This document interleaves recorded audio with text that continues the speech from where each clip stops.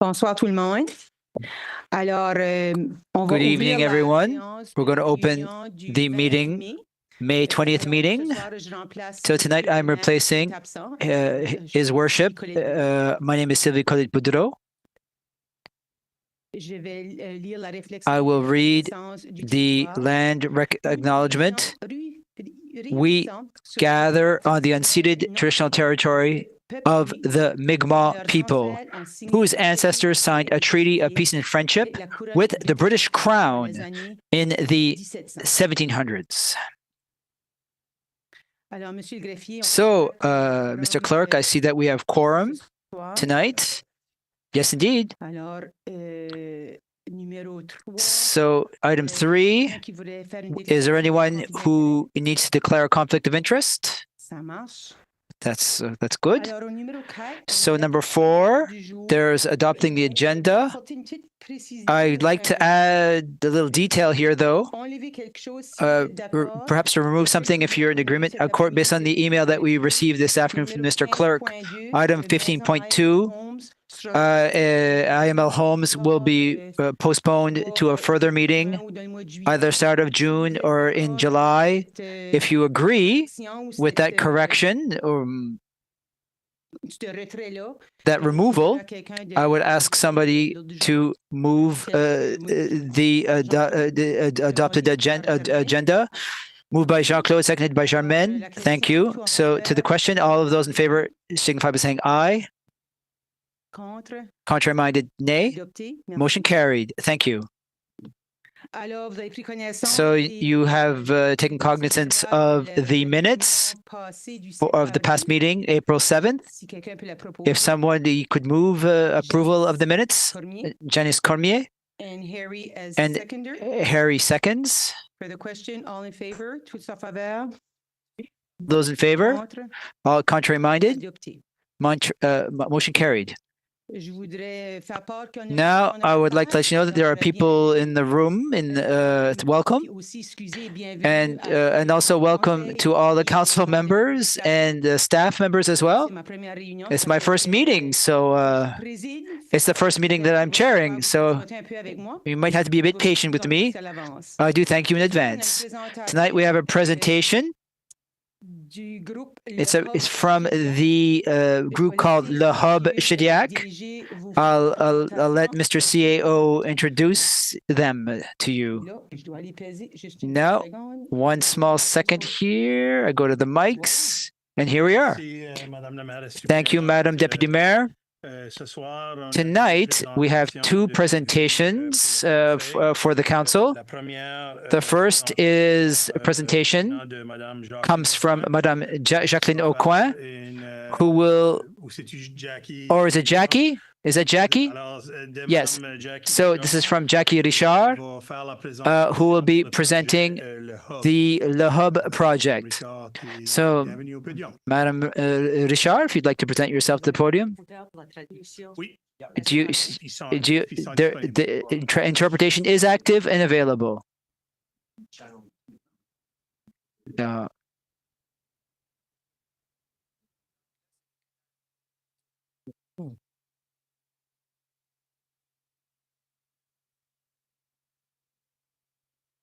Alors, c'est beau? So everything's good. Just wait a few seconds so that people can put on the headsets.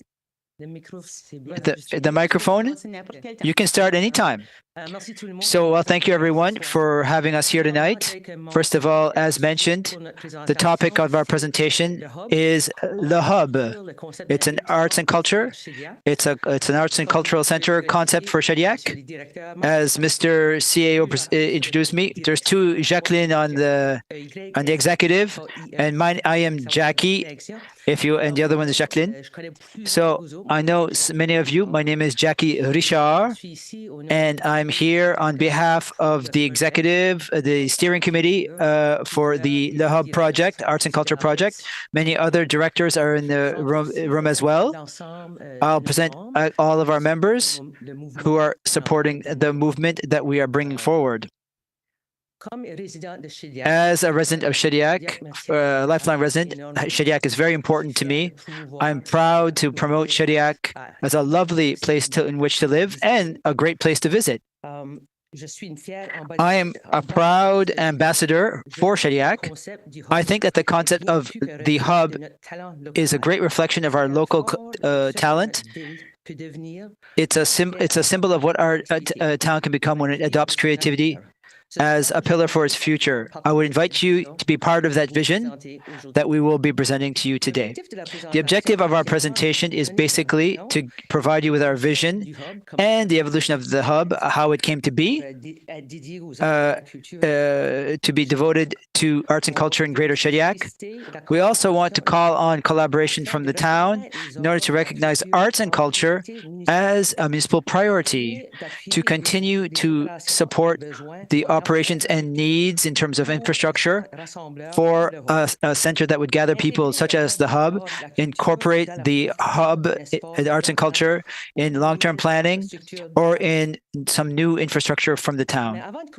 But before starting, I'd like to first say a big thank you to the town. We've been supported with an advance an amount of 12,000 for our startup. Initially, the amount was subject to condition that we have a location. We thought it would be practical to do a feasibility study there and to do some startup elements before we started renting. So with the flexibility of the town, we were able to go in that direction. But it's a question of getting a large enough contribution to support us in this concept of that we put forward of this project. So who are we? The objective is to be a community space dedicated to arts and culture. It's a place where you can have a great connection between various artistic media in Greater Shediac, as well as a connection to other arts and culture centers in the largest region of the province.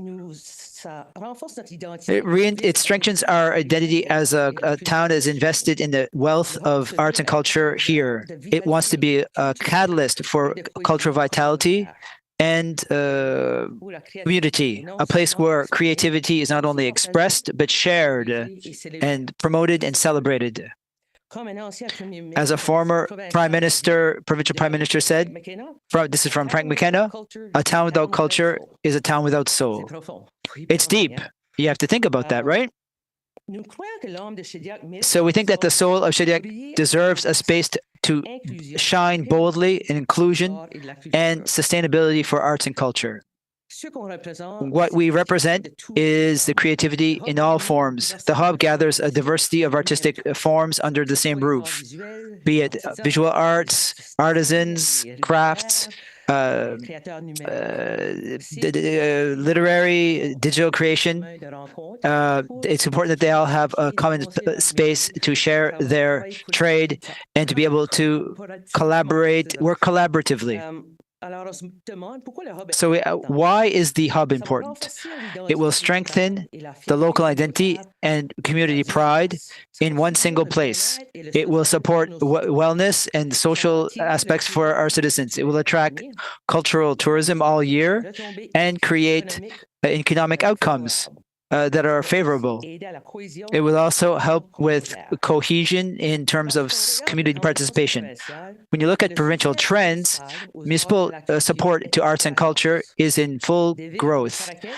Places like Caraquet, Edmundston, Sackville, and Cap Acadie, just right next door, they're investing in cultural infrastructure and long-term strategies. Shediac has the opportunity to position itself as a leader in terms of arts and culture in southeastern New Brunswick. In terms of the Arts and Culture Hub in Shediac, who are we? We're a nonprofit organization registered with the province of New Brunswick since January 2025. We are serious, we're invested in the success of the concept that we're proposing to you. We already have over 180 members and we continue to grow. Over 3,000 clicks on Facebook in the last week. Over 100 new subscribers. Our seasonal educational programming is ready to be launched. Our steering committee composed of experts in design and development. Our vision, the Hub Arts and Cultural Center imagines a permanent space, a community space in the heart of Shediac, accessible, inclusive, and busy all year, be it a long-term lease or a shared municipal space or a future dedicated building. This place will anchor the Shediac's creative identity and will inspire future generations. So just to be specific in regard to our request, we're asking that arts and culture be recognized as a municipal priority, and we wanted to incorporate the hub in the planning for shared spaces and new projects. We want to collaborate in the feasibility study for a permanent cultural center. We want to ensure the flexibility in terms of the $12,000 amount. We'd like that the town examine our financial proposal to come that will ask for annual support. We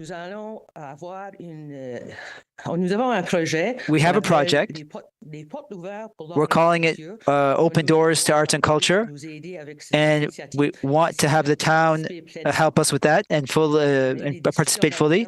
We've had discussions internally in terms of the Big Lobster and other things for the summer season. We want some confirmation that it would be managed by the hub. And we want to add in terms of planning events around the 35th anniversary of the Big Lobster. We think that we have a role to play there to help in the success of that event. And also that we be affiliated in the development of the next arts and culture policy here. We offered this to the employees internally. We think it's important to go forward quickly, and we're there to help you to put pen to paper. We're asking for a lot, but the return on the investment would be immense. So, in closing, I would just like to say thank you, Madam Deputy Mayor and council members, for your time and your attention. We do believe that the hub can play an essential role in creative development and economic development of Shediac. We are open to your questions, comments, and your vision on how our vision can become reality. I have other colleagues with me here and directors. There might be other comments that could be added if you'll allow.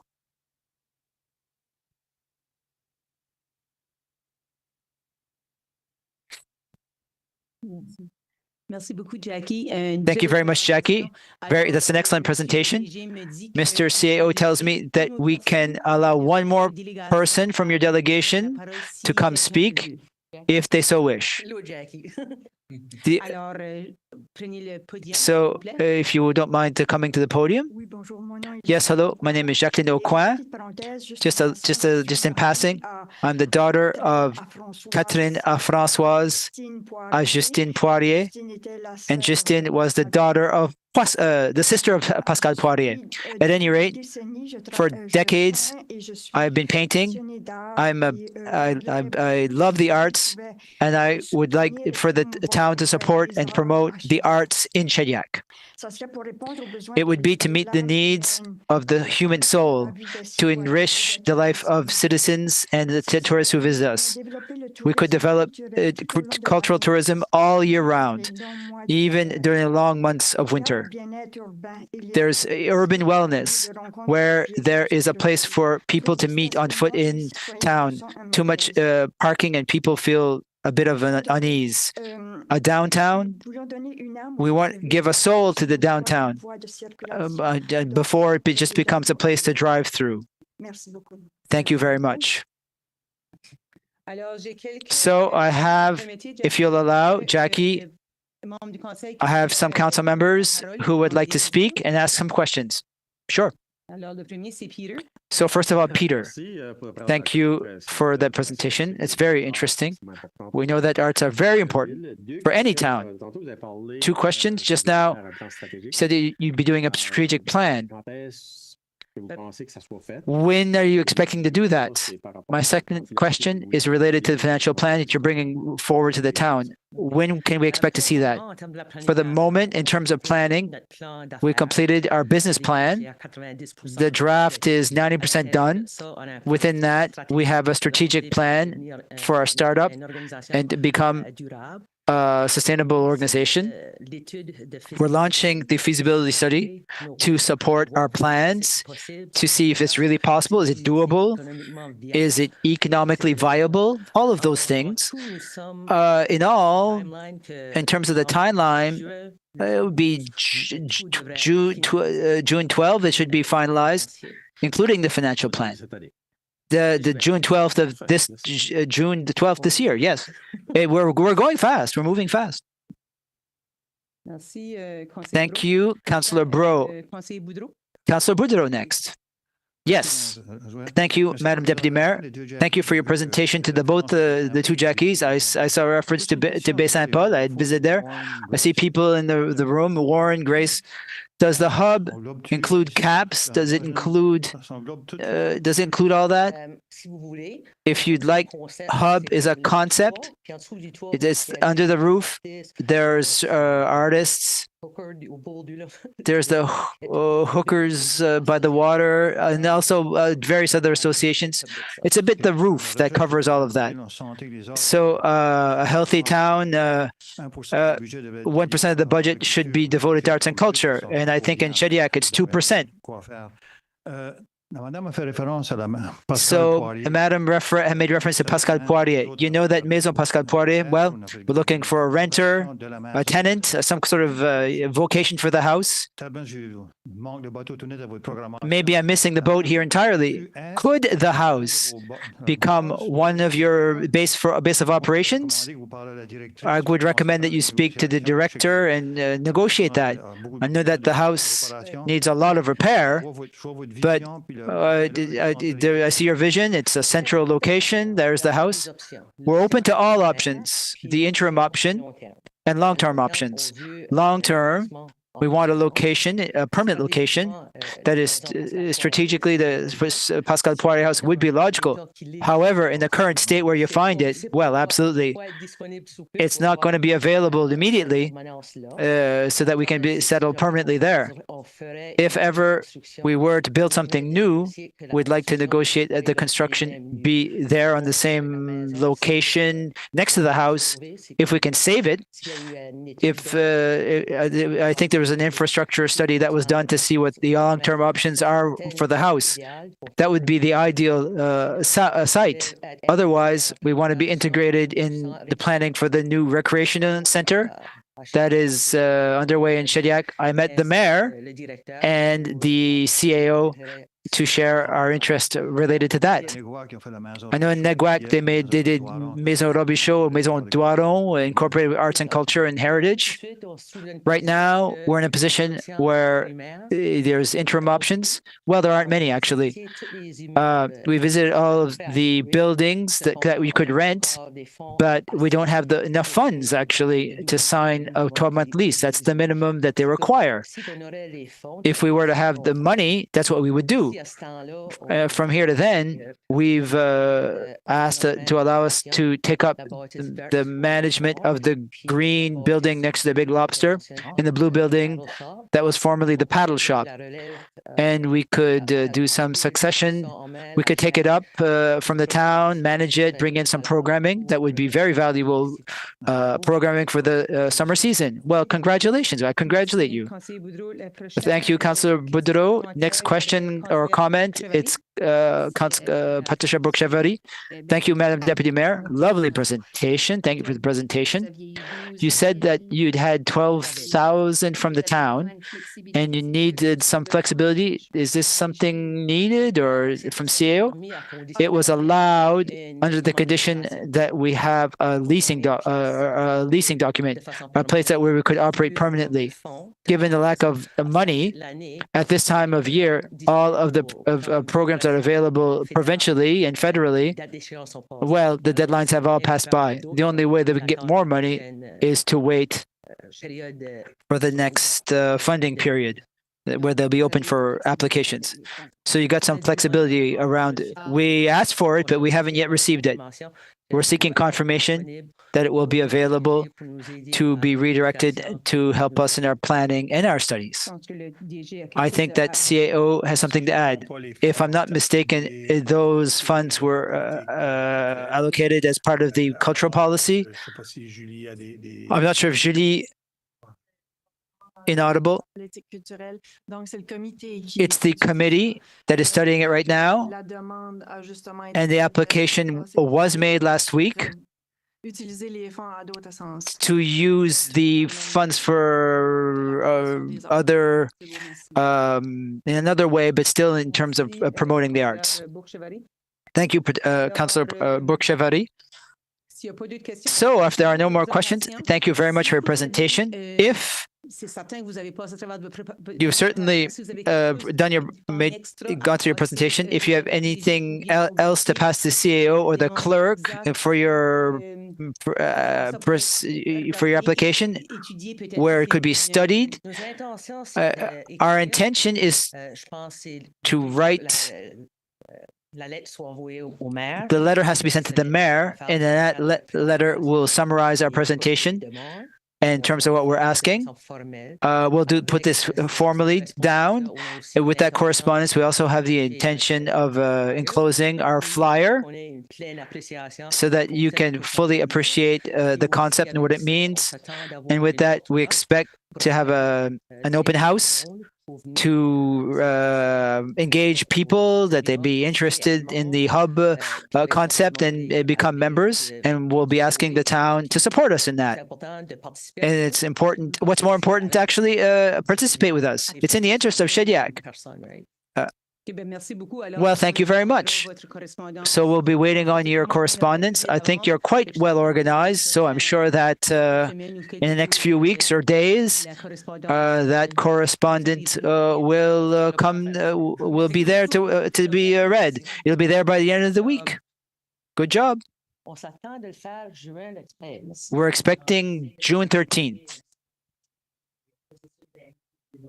Inaudible. We're moving fast, and we hope it'll go well and it'll align with your deadlines. Inaudible. Well, thank you. So next item, 6.2, master plan for stormwater. So we have a presenter from Englobe, if you'd like to move forward to the podium. And Mr. CAO will offer a preamble. Thank you, Madam Deputy Mayor. With us, I'm going to give him give Sean a second to set up his computer. So, storm water management plan. The storm water management plan. Sean is working with Englobe, and he will make this presentation for us. I apologize. You can do the presentation in the language of your choice. Dans la langue de ton choix, et we have simultaneous translation for counselors. So. Okay, great. Thank you, everybody, for having me here today. As I was just introduced, I'm here to talk about the stormwater master plan that I've been working on with the town for the last year or so. My name is Sean Burke. I'm a senior project engineer with Englobe, and I specialize in stormwater management. So a bit of background. So as I'm sure you're aware, there's been some heavy storm events in the last several years. This may be the most fantastic example of it, but I'm sure you're aware of a couple that have happened. These have exposed some weaknesses in your stormwater management infrastructure, which has triggered or accelerated some investment in your infrastructure, including work just out front of the building here recently. And we were engaged to complete a comprehensive review of all stormwater management infrastructure in the town to identify where the next steps are. So when I say all stormwater management infrastructure, what I refer to is pipes that are under the streets, culverts that cross the streets. There's a few ponds around the municipality, and the roadways themselves actually act as part of your stormwater management infrastructure. So the main goal was to identify some pinch points in your system to highlight risks associated with flooding and surcharge, and then to develop a roadmap for continued investment. So what we did and how we did it. So the first step was to pull together a large volume of infrastructure data.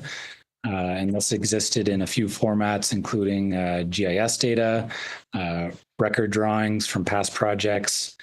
We collected some data in the field, some insight from the town, and we pulled that all together to come up with an updated existing conditions map.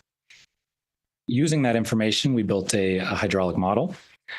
So the goal with the hydraulic model is to simulate how the system might function under various stress test type scenarios. So we did that, and then using the results of the model, we validated with some observed conditions around the municipality to make sure that it made sense what we were seeing. And then using that, we identified opportunities for improvement.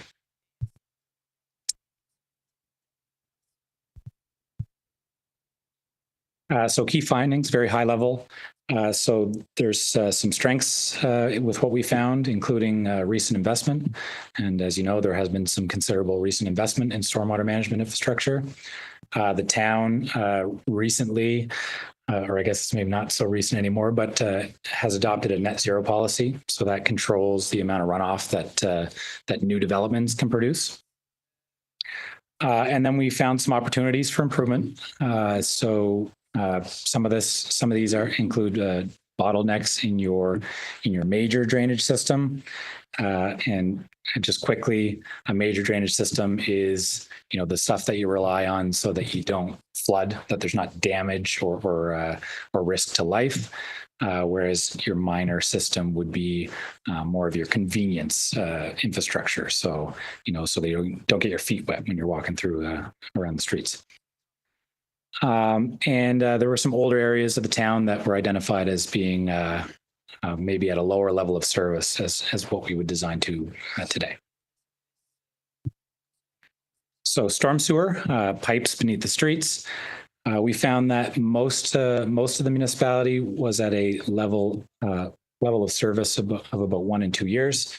And what that means is, on average, once every 2 years, you would experience an event that would cause failure of the system. And failure could be that it surcharges. Failure could be that it can't get into the system and stays on the street. And then there were some areas, mostly newer areas, that were a 1 in 5 year level of service. So again, failing on average once every 5 years.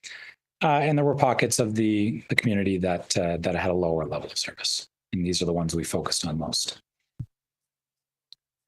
So biggest pinch points include Main Street, west of Calder, Smith Avenue, Providence Street, Aurel Cormier Street, and McQueen Street. Moving on to culverts. So these are part of your major drainage system. So we evaluated these at a much more severe rainfall event, a 1 in 100 year return period. And we identified the constraints based on how high the water has to build up on the upstream side of the culvert for it to be able to pass the flow. And in some cases, that means that it would build up to a point where it's actually going over top of a street. So there were 14 culverts that were identified as being below a level of service that we would want. But some of the main areas of concern were Main Street near King Street, Greenwood, Cartier, Cornwall, and there were a few locations on Cornwall, and then Hannington. And that's just a bit closer of a look there.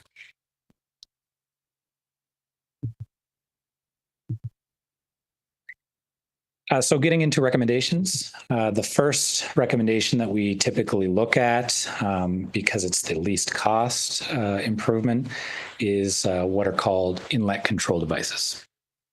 And what those do, very simply, is control the amount of stormwater that can go from the street into the piped system. And the idea behind this is probably your biggest risk factors associated with a storm sewer system are if there are any basements connected to it. If you put too much water in the stormwater pipe, it can actually pressurize and come back into people's houses or basements or what have you. So we try to avoid that first through inlet control devices, which effectively keep more water on the street. As I mentioned, the street can form part of your stormwater management infrastructure. So as long as the buildup on the street is not too severe, that's usually preferable to sending it into a pipe where it can cause basement flooding. So these are very cost effective. Actually, in many municipalities, they can be installed by municipal staff, and they avoid much more costly improvements such as upsizing pipes. The drawback of this approach is, again, it directs more water onto the street. And if you're not careful, it can accumulate at low points and then cause its own trouble. So we focus on those low points more exclusively. To give you a sense of the impact of this improvement, I have a bit of a before and after map. So as you can imagine, red is bad usually.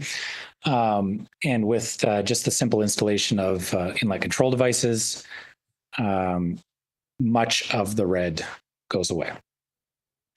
And what we're left with is areas where either there was a roadway sag that we couldn't restrict the water from entering the system, or the system is just so undersized that it didn't make sense to put any more water on the street. So specific improvements, improvement number ST2 is Main Street storm relief. So this addresses that deficiency along Main Street between Calder and the outfall Town Hall. And what this does is basically gives a relief point from the system on Main Street down Calder. And as you may notice, this aligns with some roadway work or some infrastructure work that's going on right now. So we leverage that opportunity to bring a new outfall down to a safe point of discharge. The project that's going on right now won't address all the infrastructure that's needed for this improvement. So the areas that are highlighted in that image are what are going to remain. And those remaining infrastructure components, we estimated the cost at $634,000. ST3 is South Cove Roads trunk sewer. And this is part of a few upgrades in the area, including an improvement that you'll see later on Main Street. But it also addresses some recent infrastructure that was installed for Bellevue, which comes down to Main Street that we have to find a safe point of discharge for. And the estimated cost of that improvement is $1.6 million. ST4 Smith Street storm sewer. This one is just I'm guessing an older system that was sized for much smaller storm events than what we see now. So we weren't able to get rid of this one entirely with ICDs. So this is just simply an upsizing of the pipes with an estimated cost of about $3 million. Providence Street right next to it, similar sort of situation. Couldn't control it with ICDs, so we're proposing upsizing the pipes with an estimated cost of $1.2 million. Louisburg Street storm sewer, again, undersized pipes with an estimated cost of $742,000. So continued list of improvements. Pointe de Chine storm sewer, estimated cost of 1.7. Rachel Street outfall, 259,000. The Main Street storm sewer, which could be combined with another one of the improvements that I'll identify later on, what we call culvert number 15. but there's a water course that crosses the main street in this location too. And this will piggyback on the South Cove improvement identified previously. 3.15 million for that one. Queen Street storm sewer, again, just upsized pipes, and 650,000 for that one. Major drain improvements. So to recap, major drains are what you rely on for safety and trying to prevent infrastructure damage. So this is what you rely on your really big storm events. So we have a couple that we identified along what we refer to as Tate Brook. So there was a historical water course that crossed through this area of the municipality, and over the years it was built over, causing challenges in stormwater management. So one of the options that was identified was actually store some of the water upstream so that we can release it more slowly into the challenged infrastructure downstream. Estimated costs of 813,000. Main Street overland relief. So there's been some significant upgrades just outside this building. And while there were very significant improvements to level of service through those upgrades, there remains some opportunities for improvement during those really large storms. So we're reviewing some concepts with the town. Estimated cost of 1.13 million. Sebastian Street. So there's been some improvements here over the last couple of years. It's been identified that the amount of water accumulating on the street is not acceptable by local residents. So this would aim to address those continued concerns with an estimated cost of 231,000. Quickly, culvert improvements. So there were 14 identified, but I'll just highlight the highest priority items. So Hennington Road is a combination of culvert condition and capacity issues. 97 Cornwall Road, capacity. 315 Cornwall is a capacity issue. Main Street, a couple options identified for different pipe types. So those two options have a cost of either 814 or just over $1 million. Greenwood, which has a estimated cost of about 363,000. And then Cartier, which has an estimated cost of about 380,000. And those ones that are crossed out, so Greenwood Trail is being built now, or it will be built shortly. And then Route 133 is not actually within the town's infrastructure jurisdiction, but it's just downstream of some of the infrastructure, so we highlighted it anyway. But it wasn't included in our overall costing. So to highlight, there were 10 storm sewer projects identified for a total cost of 13.1 million. The difference between the storm cost and the total cost, storm cost is exclusively the infrastructure required to carry stormwater, whereas the total cost includes like roadway reinstatement and some other miscellaneous infrastructure, which is usually how those types of projects get built out. Major storm improvements. So I talked about 3 projects totaling 1.3 million or 2.2 million in total cost. Culverts, 4.2 million.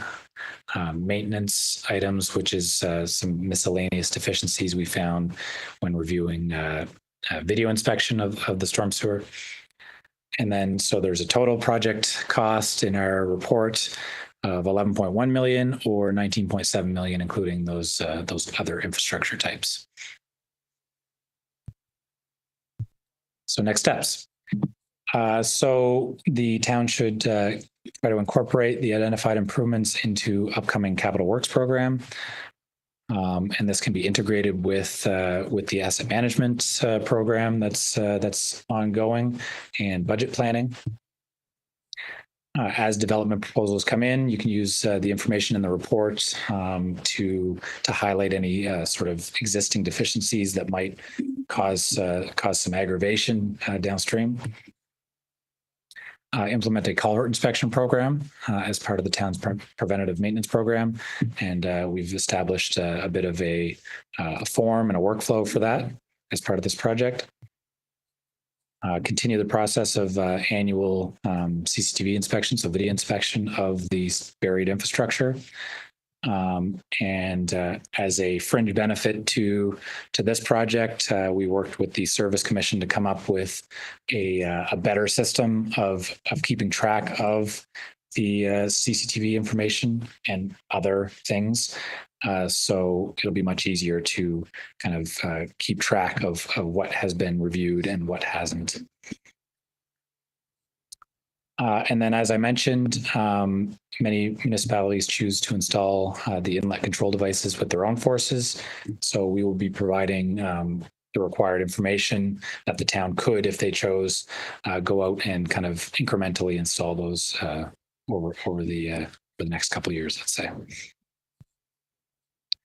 And that's it. I know it's a lot of information that I've thrown at you. I kind of purposefully kept things concise to allow for lots of time for questions. Thank you so much for your presentation. It's certainly an eye-opener. And I think we need to buy lottery tickets. I'm going to open the floor for questions or comments. And I'm not sure who's in queue. Let's see. Roland, Councillor Premier, you're first. Merci, Madame la Maire Suppléante. Thank you very much for the interesting document. Switch to English again. I noticed that you've identified a lot of issues, a lot of challenges financially, but you didn't, and maybe you weren't asked as well, but you didn't, if you were us, which one is the low-hanging fruits? I think you talked about the low-hanging fruits pertaining to the system that you talked about the first time there. Yep. The valves of inlet control devices. Yes. Yeah. But after that one, are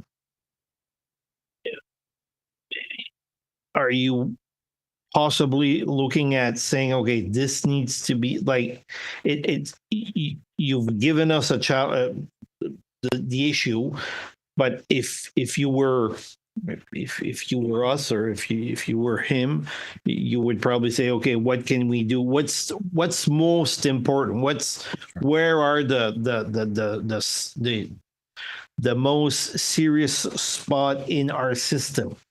Because in my opinion, that's the ones we need to, they might be more expensive, but that's the one we need to fix the first, in my opinion. Do you have that? Well, we don't explicitly have a, priority 1, 2, 3, 4. I think through discussions with the town, we've kind of highlighted some that synergize with some projects that were already in the works. I guess those would be high priority items. You want to make sure that the infrastructure that you install is going to be suitable for both current and future conditions. The inlet control devices are an excellent example, very low cost, something we can do incrementally.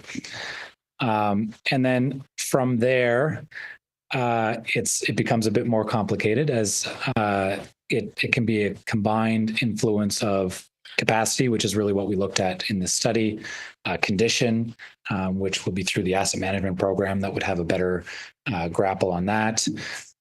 Political will. I know that there are some kind of hot button areas in the community. So we stopped a little short of saying, really you should do these items first. The only items that really pose any sort of safety risk, let's say, or infrastructure damage risk, would be items that were highlighted as major storm improvements and the culverts. So I know that there were some culvert issues that were identified as part of this study in terms of kind of known problems, and they were, I guess, validated through this study. So I suspect that those will be some of the first culverts that get tackled. But we were not prescriptive, I guess, with the order of improvements. Because the issue I have is now it's and it should be a public document. It should be. I don't just. Citizens are going to get familiar with this document, and citizens are going to demand that we fix their problem on their street. And if I was a citizen of I'll say the old Shediac, I would be one of those saying, if there's a problem on my street, we've identified it, and town council needs to fix my problem. And as councillors, the only we can say yes or no and increase taxes, but that's not simple as that. We need to base ourselves on making decision on somebody that told us where the priority should be, and that's why I'm asking the question. I'm no engineer, and to all my colleagues around this table, I don't think anyone is. So we're depending on you and staff, naturally, our staff. Understood. So it's that's the point I want to make. There's one that you really interested me more, not more as much. Got to watch myself the way I say that. There's one issue that you identified outside of town. Where is that one? Are you referring to the culvert that I said was downstream? Yeah. I don't know if there's a street point of reference that I could. It's on Main Street. Border of Kapakadi. Okay, it's going towards Barachois. Yes. It's not going towards Kiddo. Correct. No, but I'm just asking because the reason I'm asking, if it's a culvert on that side, it's an MLA problem. Not problem, an issue. We need to identify that there's an issue there. And if it would have been on the Skidok side or the Shediac Cape side, it would be a different MLA. That's why I'm not saying it's an MLA problem. And these politicians need to know there's an issue there, because if they don't know, it'll never be fixed. It might take a while, but we need, as council, we need to do that, Madame la Mairesse. Merci. Thank you. Merci, conseiller Cormier. Je pense que le DG a quelque chose à Thank ajouter. you. I think the manager has a few more things to say. Switch back to English. Ultimately, this plan is a spoke, or it's a piece that we'll need to build the asset management plan and our 5-year capital plan, the plan quinquennal. And the reason why we need these plans is to help us identify the priorities. And then there's a larger exercise that council will have to look at as to, this is the storm management piece, but there's all these extra pieces that fall into place. And then council need to decide how they prioritize the different projects based on the various different studies. Now, we're currently undergoing a review of our asset management plan. So that'll look at the different conditions and the criticality of certain of these assets, and also the importance of when they need to be done for us not to see a reduction in certain services, whether it's a specific road, whether it's a specific building, or a specific water system. So there's this is a component of a larger piece that will eventually present to council later this summer, early in the spring, for you guys to consider on a long-term basis. So I just wanted to add that component. Thank you. I think it's quite important. Thank you very much. And next in queue is Conseillère Janice Cormier. Merci, Madame Suppléant. A little bit surprised to see Sebastian Street there. I thought that was fixed already, or I thought that we had done proper work to get it all completed, but I see it still there. Yeah, so I guess this goes back a little bit to my definition of a convenience system versus kind of a major drain system. So there was some investment made there to protect against basement flooding, which was of primary concern. But it's become clear that the result, which means more accumulation on the street, ended up being not acceptable to the local residents. So there was never a risk identified of infrastructure damage or safety concerns as a result of that ponding. But again, it's a bit of a convenience system in some cases where just the function of it is not acceptable politically, let's say. So these additional investments would help address those concerns. Thank you. Thank you, Councillor Cormier. Councillor Harry McEnroe. Thank you, Deputy Mayor. And thank you, Sean. I just have a few comments. At the outset, I will say I fully support what's proposed within the study. My experience tells me that whatever happens to improve the storm drainage system is going to assist in reducing inflow and infiltration into the sanitary sewer system. And those are very costly situations when they perpetuate. So that not just for that reason, but that to me is a good reason to proceed. Obviously, the flooding issue is the main point of this study. And speaking of the study, I'm a little concerned that it's referred to as the Town of Shediac Stormwater Management Plan. I say that because it doesn't include any of the areas that are now part of the Town of Shediac, have been for 2.5 years. And those folks may be looking to some extent at some point in time, I know some of them are now, to have some plan to address storm drainage issues in those parts of Shediac.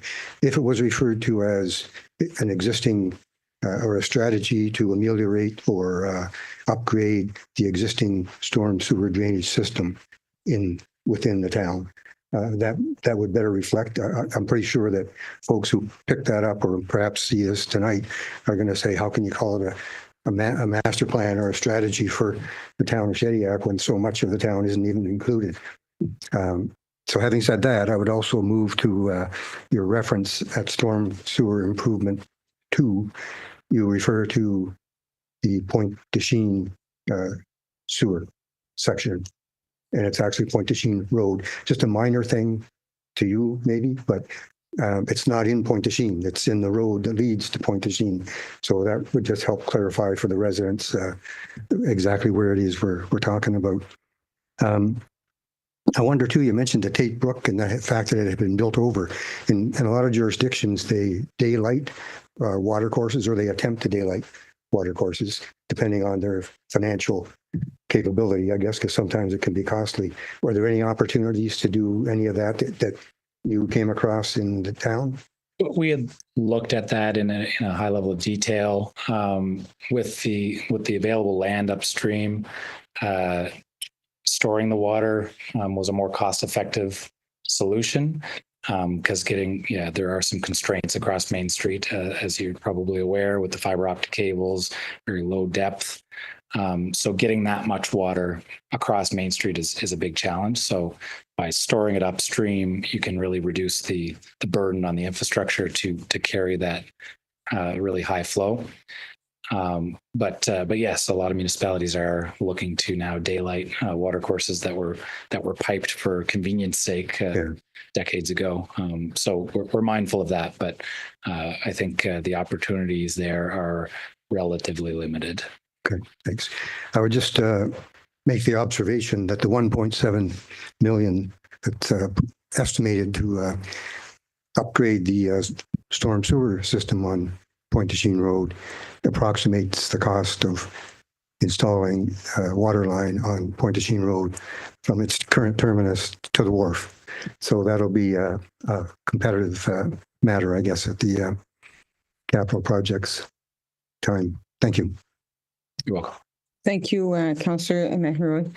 Thank you very much for your presentation. I think it's quite informative. If there are no other questions, we'll just finish it off with like that. Okay. Thank you so much. Thank you very much. Bon, le prochain point, cette lecture de correspondance, on va laisser notre So DG. the next item, correspondence. There's no correspondence. So point 8, so reports from standing and special committees. So you probably looked at those building permits. So I don't know if you have any question for the manager for that section. None? Okay. So, Executive Director, thank you. Alors, j'ai quelques So I have a few suivis que j'aimerais faire. follow-up I want to do with the council in my report, but also to supply some information de quelques dossiers. on a few issues. And the first project is the extension, a road bridge, the construction. The project will start at that point, I think Thursday this week. Probably next week, temperature is a factor. Mother Nature may not be on nice and hasn't been nice in the last few days, so might be some delays, but we'll see the start of this project soon.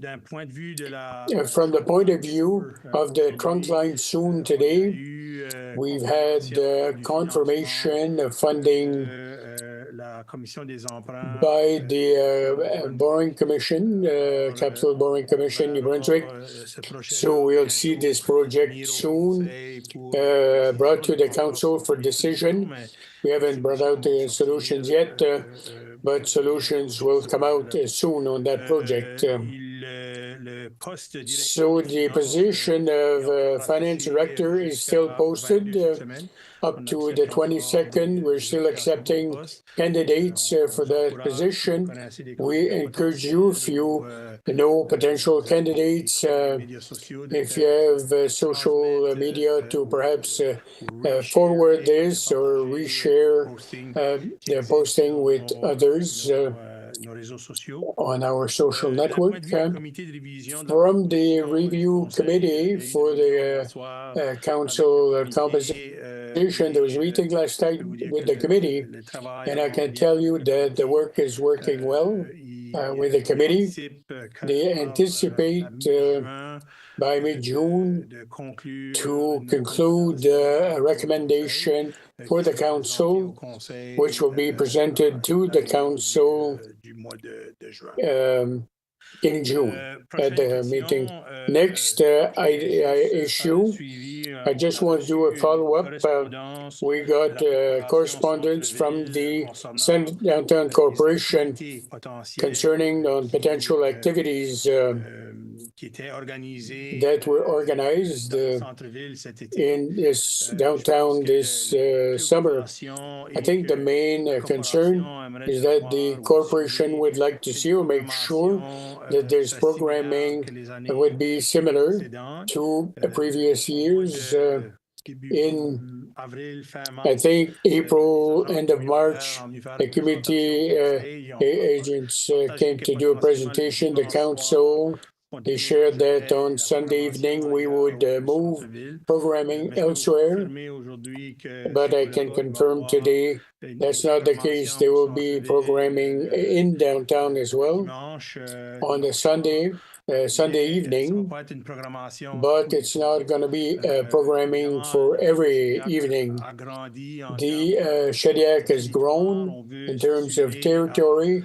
We want to make sure to offer program in different areas and municipalities. So probably programming every night except on Mondays, and then we'll see elsewhere on the territory. But there will be some occasions in the holidays if there's a holiday on Mondays, we'll still have a program in downtown. We'll also do activities or the Rotary Park this summer, and the artists shack there. So we're working on answers, a letter to share with the corporation with that information. but I still wanted to give you the opportunity to give you the information before we share it with the corporation. The next item at the last meeting,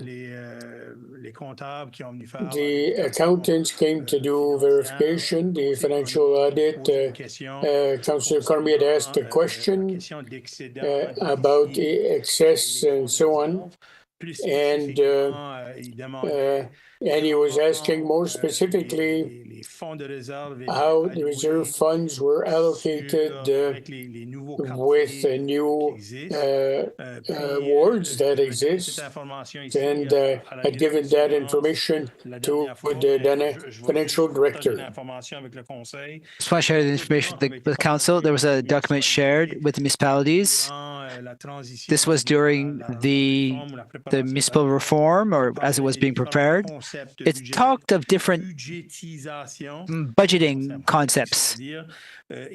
And it mentioned specifically how reserve funds should be treated. The document speaks to the fact that the former taxation entities in 2023 and 2024 were subject to either a surplus or a deficit, and those surpluses and those deficits would be only solely absorbed in terms of local services. So let's say that the taxation entity in Pointe-du-Chêne had a surplus of 50,000 in 2023. When we prepared the budget for the surplus of 2023, it was only the taxpayers of Pointe-du-Chêne who would benefit from that surplus, and in 2024 as well. So all of the various taxation authorities that were formerly the responsibility of the province, all of those entities, in fact, would see that the surplus or deficit would only be the responsibility of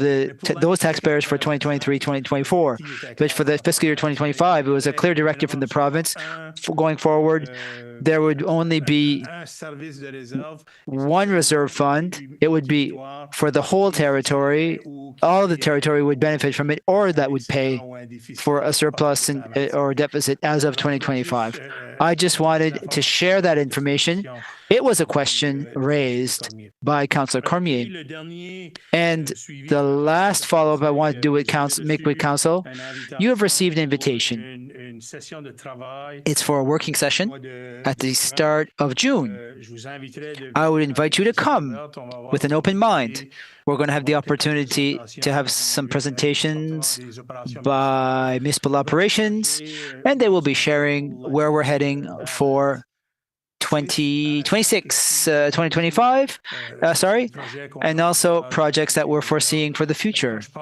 So when I say that it's one of the components of the Storm Master Plan is one component, there are other components that we're working on. The Transportation Master Plan was presented. You've had the opportunity to do some follow-up with the department, as well as the 5-year plan. We'll be doing some follow-up on some of the projects, if you so wish. And so ends my report, Madam Deputy Mayor. Thank you very much, Yves. At the start of June, this session, it would be on June 4. We're looking to changing the time. We're looking to change the time. The clerk, Mr. Clerk, are we looking to move it to the 5th? Pardon me. We're looking at still June 4, but maybe to do it at either 5 p.m. or June 5th is a possibility. We're going to see. We're going to send you an email around that to try to get as many participants as possible. Thank you. June 4th. There's also a cadet recognition night in Pointe-du-Chêne. Yes, thank you very much. So we have questions. And now I'm passing the mic to Councillor Janice Cormier. Thank you, Madam Deputy Mayor. It's a question in terms of the position for finance director. What does it mean? All other bachelor's level training in terms of business administration, training in finance, marketing, management. We certainly don't want to. We don't want to. We want to cast a large net. We want to cast a large net in terms of candidates. I can tell you that right now, the type of candidacies, the applications that we've been receiving, a lot of them have training in accounting, or they're CPAs, or they're on the or acquiring their CPA. I do feel encouraged that we'll have some good competition with good, well-qualified applicants. We don't require that the person be CPA. It is encouraged, but right now, the people among the applicants that we see, they're meeting that requirement. I don't want to dissuade any applicants who don't have those skills or who are becoming CPAs that they wouldn't that they if they fit the description. But when we did open the position, we did try to cast large net to try to get a largest number of applicants possible. We're pleased to say that we've seen some excellent applicants provide their name. When I see this, especially those who have a few years in post-secondary as well as several years of experience, yeah, we wouldn't want to set them aside. That's where my comment comes from. Obviously, in my mind, I have a picture of the optimal candidate that we'd like to see, or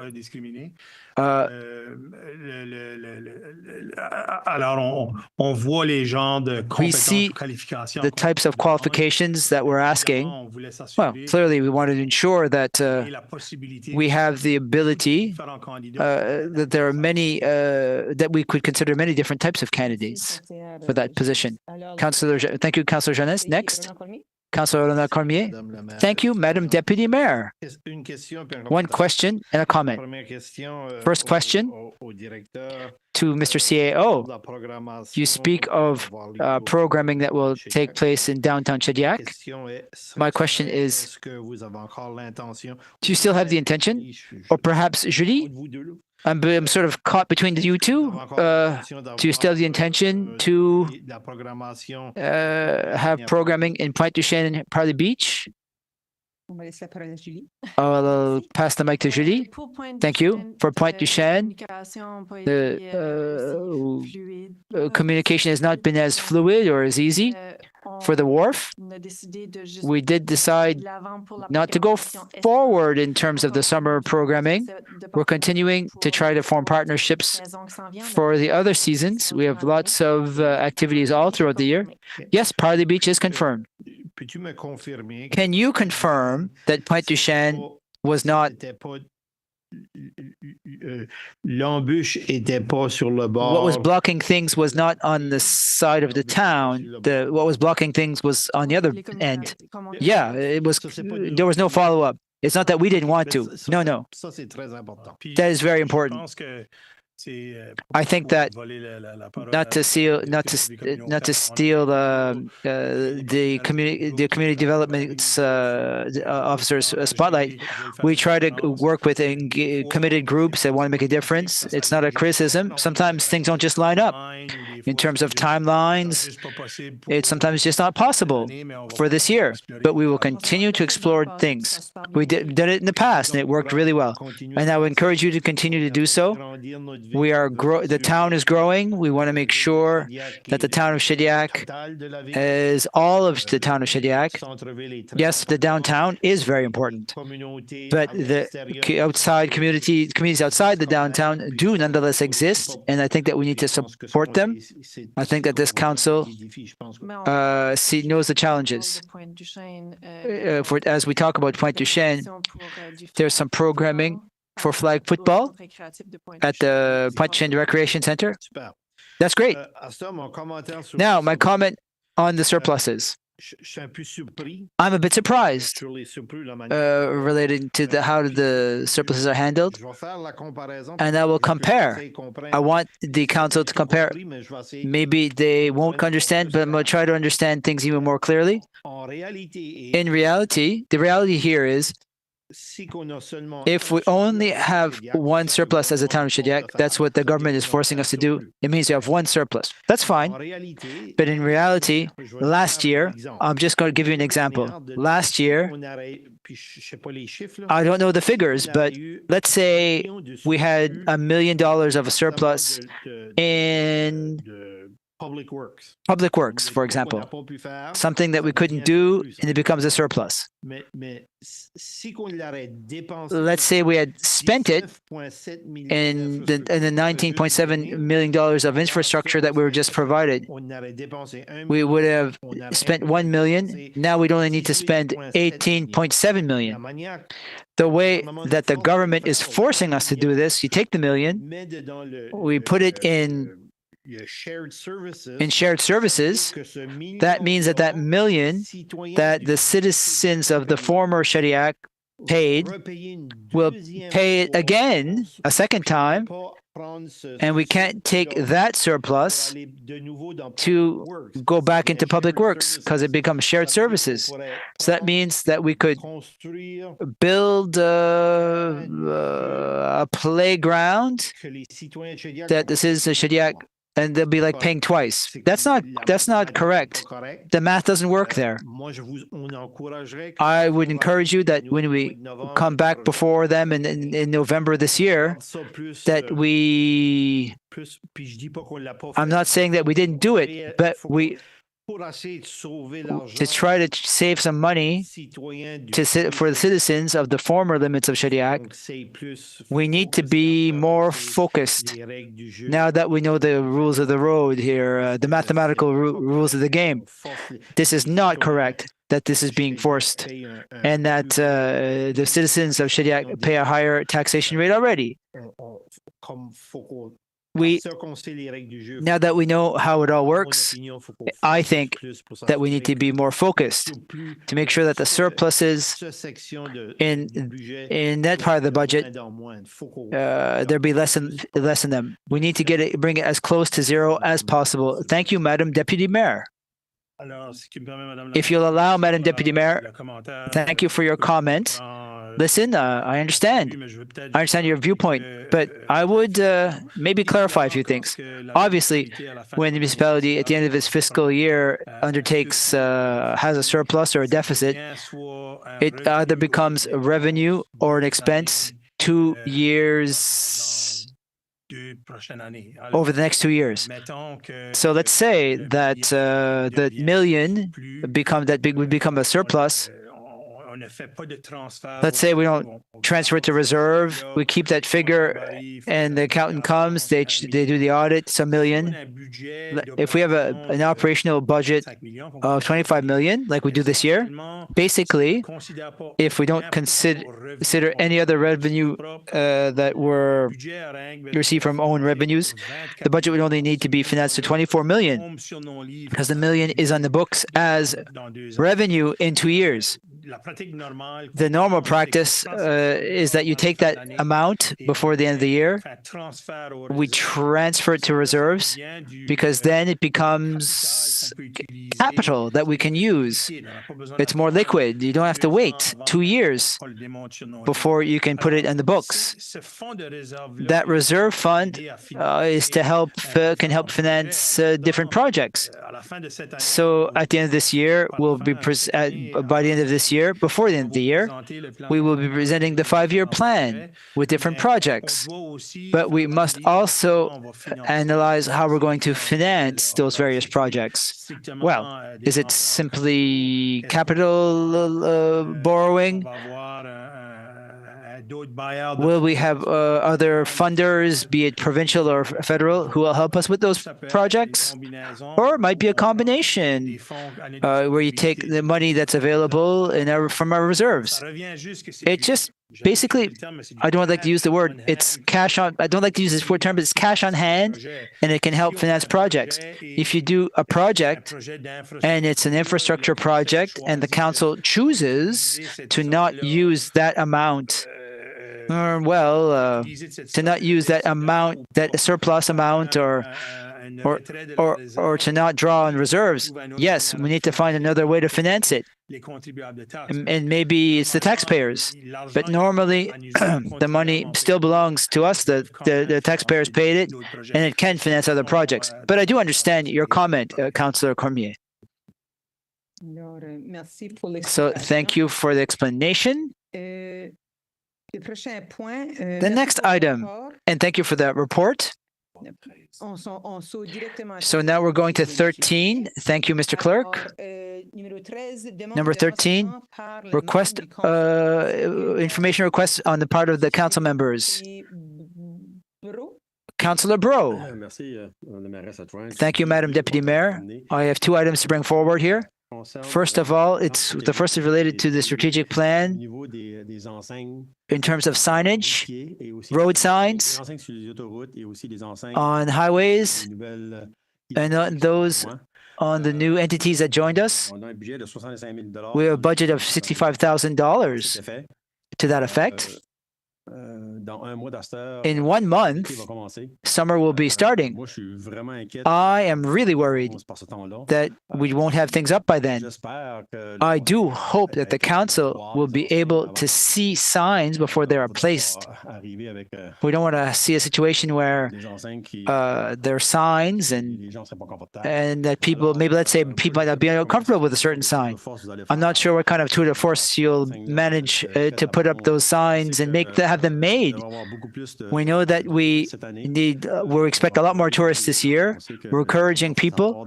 They've reduced, the government has done this part by reducing rates for rates for parks. I don't want to see these signs up by the end of the summer. In the strategic plan, it says Q3.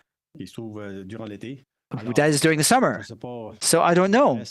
Madam Deputy Mayor, could someone answer where we're at with those signs? And I want to make sure that the council sees those signs before they are placed. I don't want to see any sort of dissension around that front. Yes, Mr. Council Pro said you had two items, but let's talk about that first one first. Mr. Montreuil, do you have something to present? Councillor Bro, well, the signs were sent to us today. Production will happen in the next few weeks. But what we aim to do is summer, so that everything's in place. We're talking about the 3 signs on the highways, on the 15th, on the 11th, on both sides of it. They will be modified. The recommendation that we're working on, now I'm trying to see if I can find it to show you. But it's a bit on the fly. Sorry about that. I'm going to try to see if I can find it. But it's to simply modify the former logos to come back with what we had before, but with Bienvenue, welcome, as was recommended. Also, we're working with the people who will print those signs to replace the ones at the Rotary Park. It really doesn't look good. It's under the LED, and that one will be replaced. Also, the Parley Beach exit, that one will be modified as well. The Rotary Park one will include an information mention. We know that with the signs that were removed because of bad weather, nothing indicates that there's any information there. The information center is in the Homaris Center, so just put a sign pointing to that. That's something that we can share with you by email so that you can see it. or before it's installed, but the work is already underway. And we're seeking to do it before the start of the summer. So even if councils and see it, is it too late to make changes? No, it's not too late to make changes. So can we ensure that council members receive this soon? We can send this to you tomorrow to show you what it would look like exactly. There's the LED one that needs to be modified because you don't have the reference to information. So the rotary, it's possible, most certainly. Thank you very much, Sylvain. The second question, Mr. Bro. Second item related to 17 that we'll be seeing soon. I wanted to mention it today. Mr. CAO is aware. The meeting of June 2nd, Madame Cormier, the mayor and myself are coming back from the Ottawa conference at 5:30. So could we start that meeting at 7 rather than 6? I know we can't make any motions here, but if we could make the item and make the motion under item 7 or 17 rather, or has it already been spoken about? We would like to be here. But at 6 o'clock, we certainly can't be here for 6. We only arrive back at 5:30. It's not your fault. We understand. Is it a good moment? I'll let Yves speak to this point. Obviously, we just received this information today. The mayor sent a note this afternoon to Marcella. Yes, it would take a resolution on the part of the council to change the meeting. We may have some hearings already set for that day. It becomes a bit difficult. We might need to republish and repost some of the public hearings. Obviously, the objective is that quorum is still, if quorum is still possible, the meeting would be at 6, and as you come in, you can join. But to look at the question, well, we just learned this late this afternoon. I think as well with the public hearing, we have 2 public hearings at 6. And I might imagine that 6:30, 6:20, we can push it back the start of the meeting to wait for the councillors to come up and his worship.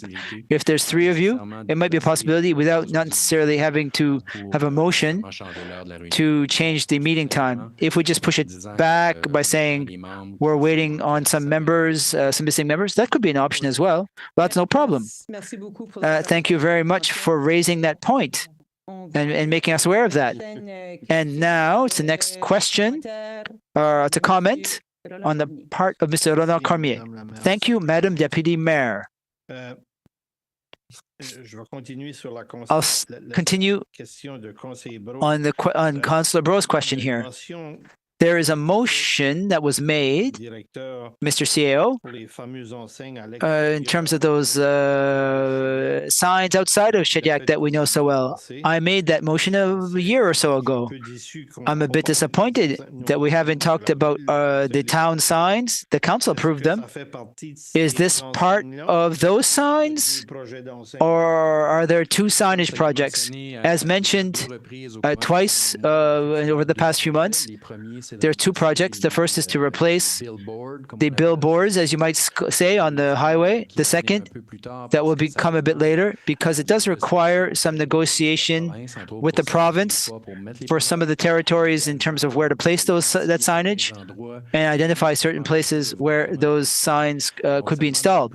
It does require more time, and we'd already mentioned it in the last months, saying that the first step was to modify our billboards on the highways to bid welcome to tourists as quickly as possible. Second phase would be the signs in each of the new regions, Scoudouc, Shediac, Cape, also at Pointe-du-Chêne as well. So that's what I can say, stipulate to that, so that work is underway, I presume. Yes, it is. Madam Deputy Mayor, a few other questions. The second question, I would say I see there's some signs without any signs coming into the town of Shediac. There's the 2x4s. Just as you come in, La maison, the house, the Gilles Maillet house, Gretzky. the Gretzky, there's more than one like that in the town of Shediac. I think that they were signs before, maybe election signs, the Maritime Fishermen's Union signs. Do they have a permit to have those up all year? Do they have the intention of taking them down sometimes? Could you check with Plan 360? Est-ce que je pense que Sylvain va prendre la parole? Well, I think Sylvain wants to speak to that point. Well, Councillor Cormier, if it's possible, could you send us an email with the places, the specific places? We could check them with our bylaw officer so they can see. I've only seen one. And that way, I know that I'd seen that there were some election signs that stayed up a little long, but if we do have the location, we can check. I'll even send you a picture. That's great. Oh, excusez. Sorry, is Mr. CAO, if I might add, I don't have all of the information, but if we don't have the information, we can't direct our members of our staff to remove them. Next time I pass by there, I'll take a picture. 2 weeks ago, we had asked staff to organize a meeting with both of our MLAs, our provincial MLAs. Can you confirm that something is set up? I can't answer that. I can say that I've made a request in writing to both MLAs related to that request. The request came from the mayor. I can't do a follow-up. We also had the opportunity to meet the two MLAs related to another file. By chance, when we were coming out of another meeting, and we shared that with them, we let them know that there was an email coming to request a meeting related to that file. So they're aware verbally. They've made aware verbally and by email, but I don't know what the answer that the mayor would have received would be. The last question. This is for Public Works. Ma question serait. Here's my question. L'année dernière, last year, we had 2 water stations where big trucks could come get water to fill up their trucks for a pool, or those who are doing some lawn work, etc. Now, as I understand it, we only have one. There's only one, and that's on Hayos Street. Is that correct? Well, first of all, good evening to all members. Okay. Well, first of all, good evening to council members and Madam Deputy Mayor. Thank you for the question. Right now, the second site, it's at the fire hall. So, given that there are renovations underway, we're not allowing contractors or people who need that water to use that station. It could interfere with the works underway there. Do we charge for that water? Right now, our policy, our rule of thumb that we use for that water, it's only shared with contractors who are doing works for the municipality, and we don't have a way to charge for the water. We don't give it to third parties. We don't give it to third-party contractors. So a contractor from Barachois who might come on the way who want some water, to do some lawn for a citizen or a councillor, we would not offer them any water. No. And other municipalities in this region, like Dieppe, Moncton, do they charge for water? I think that Moncton have a station where they charge for water so that contractors can fill up there, yeah. But they have infrastructure to do that. They have systems that can keep track of the contractors, and the bill is sent to the contractor, and it's an infrastructure. It costs $15,000 to set up or so. I don't have a figure, but yes, it's expensive. Mr. CAO, the point I'm trying to make here, all of our citizens who have water, we ask them to pay for water. We send them a bill. We sent them a bill every year, and that we religiously hope that they pay their water bill every year. Well, it's every 3 months or 3 months, once a year. But there are some contractors in the region, and we give them water for nothing, for free. I have a fundamental issue with that. Well, I know that Moncton, and I think Dieppe as well. Moncton, I went to visit them. I was that interested in this. I don't find this is acceptable that we give water and then to a neighbor we charge for the water. We have to decide if we charge them, that's fine. But if we're giving them water, that's not acceptable. And I think that we should look at a long-term plan. If we need to, maybe there's some money to be made here in terms of selling water.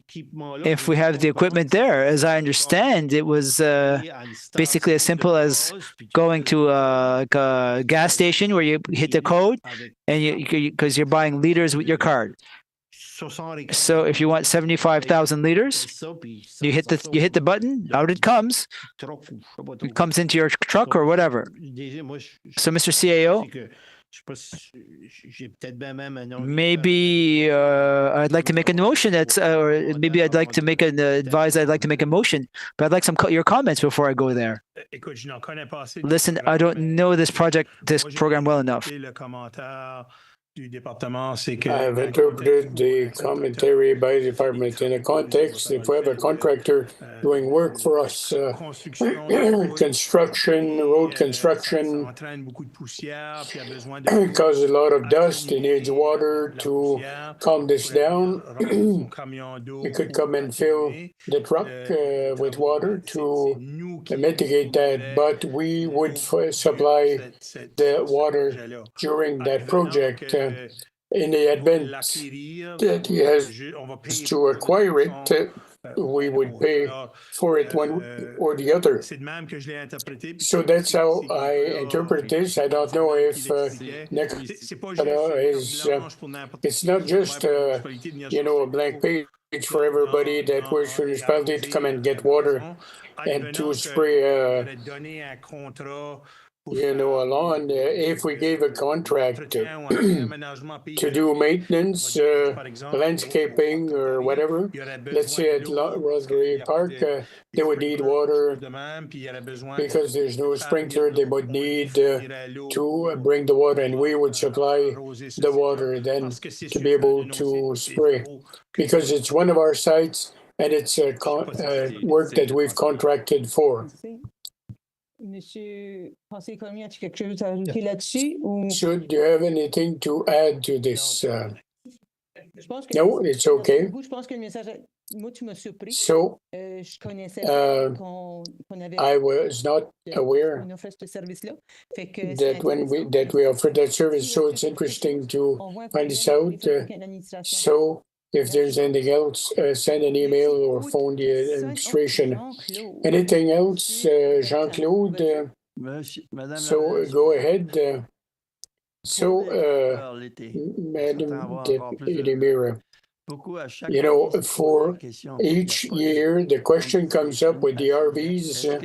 There's no dump station in Shediac. is that something that we're looking at offering as a service? Thank you. I think several years ago it had come to us, but I don't think right now that we can answer that question at this point. Because we don't have it. It's noted. Maybe we can do some research, look at our books, and look at our see what the response you could offer in that sense. It's always nice when you think of something. Let's send an email to administrator, not to catch them at the last minute. They might not know what to answer. So. Now, number 14, we have introduction and reading of bylaws. So, the first one, we'll let Mr. Legere to explain it some. Je me doutais que ça s'en venait vers moi. So, En fait, really, the first one is the building bylaw in the town of Shediac. With the new law on local governance and amalgamations and fusions, there were before. Some municipalities have done this before us, but now it's our turn. So now, from the Service Commission 360, they sent me in the last few months a change that needs to be done. So if you look at the different acts or laws in the province for a few years, in 2020, the building code administration was modified in Brunswick in 2020.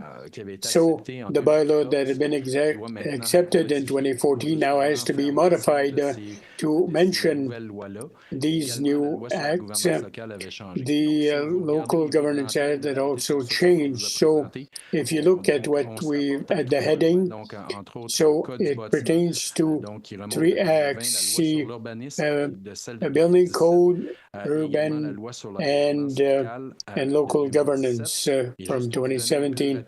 And quickly, this is a legal document that sets the rules and regulations for building code and municipalities and so on. That's managed by local governments and like Shediac and local service commission. So if you have questions, we're ready to try to answer them. So, is somebody ready to do the first lecture, first reading? Desprez? So, so be it resolved that this building bylaw be part of the first reading. I'm just trying to find the. So it's moved and seconded by Galin. So we're ready for question, comments, and then question. So all those in favor saying aye. Contrary-minded nay. Motion carried. Merci. So, thank you. So,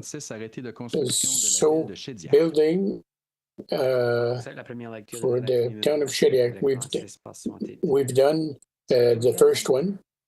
So, for 2025, Jean-Michel Galland, this was ready for the question, comments.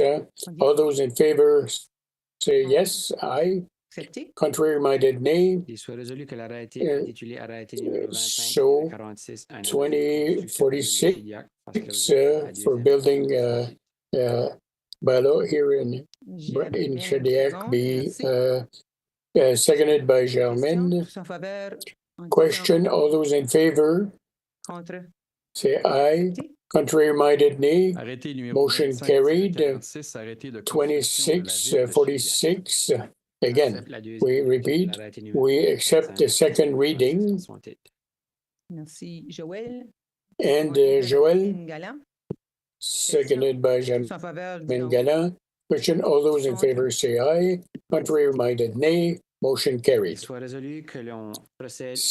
be it resolved that we go to the reading summary rather than the whole of 2546 based on the law on local governance. Also resolved that we publish that project on the internet twice over two consecutive weeks, and a copy be available for consultation at Town Hall in Shediac. So thank you, Joël. Seconded by Germaine. Question, all those in favor say aye. Contrary-minded, nay. Motion carried. On passe à 14.2. So 14.2 now. So bylaw, and I leave you. So this is was presented over the last few years to modify the use of housing, and that's the zoning bylaw 1444. It would allow mixed usage for commercial and housing to allow adapted housing for those who have access, whether reduced mobility and so on. So we've done the first reading over the last few meetings. So now we're doing the second and third reading. So thank you. So somebody to read the motion. So Z 1444, second and third reading, it resolved that the bylaw Z 1444, and that's second reading, I so move. Seconded by Bertin. Thank you. So ready for the question. I would have a question. A question about the bylaw itself. Could somebody approach us and decide to do housing behind the commerce in downtown, like an extension right now? If I understand correctly, we could not do those. So can somebody come and say, I'd like to build behind that, if I understand correctly. We have not asked about that. So I'm rereading the bylaw to make sure 100%. Perhaps something that can come back. I can pronounce on the question, but in town, it's in either commercial or residential. But I understand. So you wanted to add. So thank you. If you look at the bylaw, I think the language that used any new building. So an expansion does not consider it's a new building, it's an existing building. And so, and it's expanding. So the language would not apply in the case or situation that you're mentioning. So we really have to use that word. We take that word in the bylaw itself. Next question, Cormier. It's not a question, the comment, and perhaps I've already made the request. When we do a bylaw change, can we add what was changed, modified, added, some highlights so we can really see, because we do a lot of them. Essentially, this is part of the municipal plan. So municipal plan includes several pages, so we can proceed to make a change by abrogating and adopting a new bylaw. that will need potentiellement une lecture intégrale. potentially a whole reading of the document, or we can to adopt the bylaw by itself that just modifies the language of the existing one. In this case, this is what we're doing. So if you look in the bylaw, you will see it says essentially that that section is modified with this paragraph. Is just the only change that will be changed in the bylaw. Okay, thank you. So, Roland Cormier. Juste continuer sur la question. Just to continue on Joël's question. C'est une nouvelle construction. It's a new building, which is correct. But if there's a fire, is it considered a new construction, or is it considered a reconstruction? It would be considered a new one. Based on my interpretation. So it means that Després was saying, and we should look at this as well. Maybe we want or not. Do we want? J'espère qu'il n'y a rien qui brûle, là. C'est pour ça que je veux pas. And nothing is burning. And not complete the sentence, Serge. La seule question je peux répondre, c'est oui. The only question I can answer is yes, it would be a new construction. This request is to accommodate a specific development, but yes, in the situation, as you mentioned, it could be possible based on my interpretation. Can we modify the recommendation? I'm not sure I understand your question. Quand c'est commis, c'est que ça met new building to scaler. Brûler, il y a une famille new building. C'est pas un rallonge.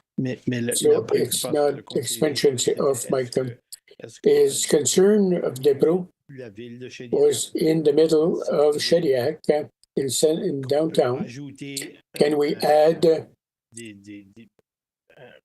un R1 attaché à la you want like added to the property. The properties, the response is no. But if that property burns, they're going to come for a building permit. And in reality, there would be the construction of R1 without going in any modification. Am I correct? Yes, that's the new bylaw. That's the point I was trying to make. So my question is, can we modify the existing? I'm not a lawyer, obviously, and consult people in 360. I'm not trying to say that we're experts in this realm. Maybe we need 360 to answer that question. In the event that the council wanted to have more advice or recommendation would be to table this to get a reading at the next meeting, because the next meeting, the planners will be here for a public meeting, and those questions could be asked at that time. So do you want to table the motion for the time being and we'd stop discussion? So there's a motion on the floor right now. So it's being debated, so we have to treat. I will move that we table to get more information. So we have a motion to table and one to second. So for the next public meeting?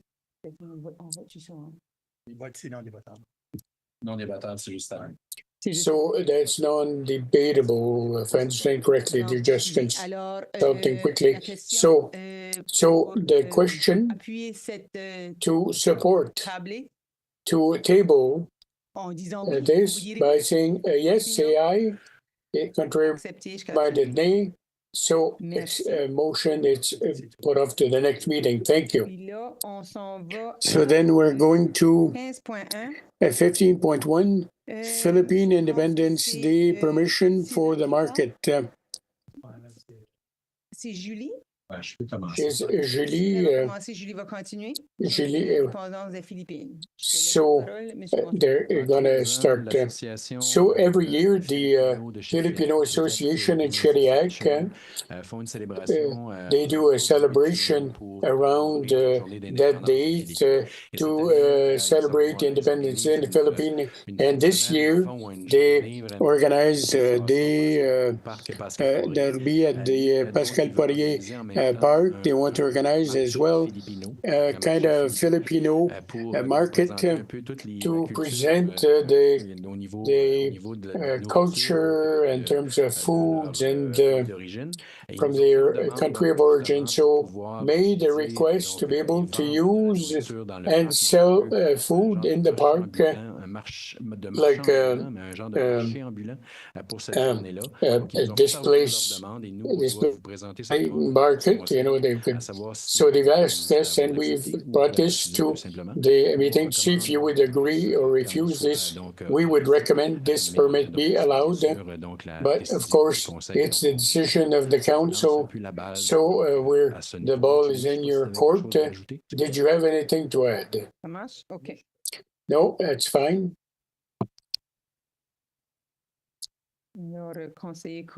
So, Cormier, Resolution therefore be it resolved that the municipal council authorize the Shediac Filipino Community Association to hold a market on June 8, 2025 in the Pascal Poirier Park to showcase the various culinary tradition of the Philippines during the ceremony making Philippines Independence Day. I so move. Merci, Monsieur Conseiller Cormier. Conseiller Jean-Claude Bertin l'appuie. Alors, prêt pour la question, tout en faveur en disant oui. Contre. Accepté. In favor, say aye. Confirmed, nay. So we go to 15.2. So we said they would come back, whether they come later. 15.3, contract for sidewalk repairs. Regarde, c'est quoi? Même si j'ai fait ça, ça ne l'avait pas mis à jour, je m'excuse. So there was no update when I changed that. So it's now 15.2.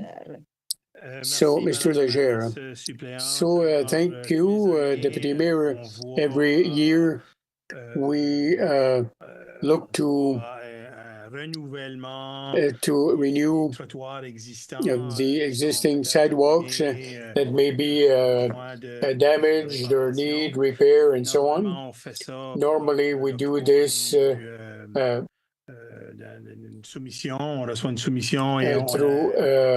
a call for tender, and then you get a contract that we give out. It's an amount that's budgeted in the operation budget. So it's not a new charge.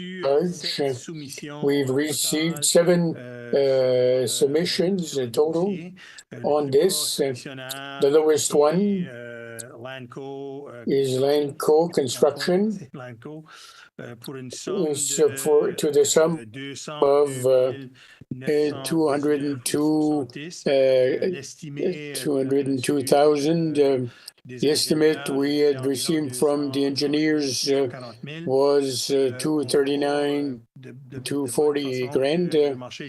So we can see that the market is competitive for those things that we undertake this year. It's encouraging because it means that we see some economies in some of the budgets and amounts borrowed. So the recommendation would be to give the contract to Lanco Construction for 202,919.70. Merci, Monsieur Leger. So thank you, Monsieur Leger. I move the following, therefore, be it resolved qu'il soit résolu d'accorder le contrat de renouvellement des trottoirs des TS 25-23-072 à l'ENCO Construction Limited pour une valeur de 202 919,77 La TVH est incluse.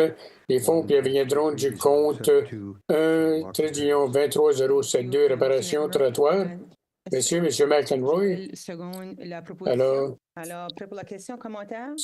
So Joel, seconds, ready for the question. All in favor say aye. Contrary minded nay. Motion carried. Alors maintenant, on a une 15.3. So now we have 15.3. So the contract for the purchase of a backhoe. Alors merci, Madame la maire suppléante. Alors, thank you, Deputy Mayor. On vous présente we present another submission used in the program that we had. You had asked us to explore for purchasing equipment.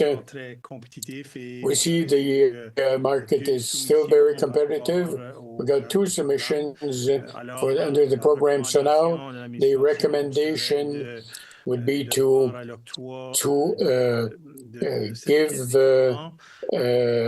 purchase that equipment, and that storm on cat for $255,886.56, net HST included. So do we have a mover? Janice, Madame. Janice, Ms. Cormier. Je ne l'ai pas pesé, je m'excuse. Sorry. Contrat d'achat d'une chargeuse pelleteuse. So, contract for the purchase of a backhoe, therefore be it resolved to award TS25-Q02 for the purchase of a backhoe loader to lowest price submission, term on CAT, amount of $156,056. HST included. Funds will come from Capital Reserve Fund. I so move. So moved and seconded. Any questions? Ready for the question? All in favor, say aye. Contrary minded, nay. Motion carried. So now to 16 appointments to committee, none. So now,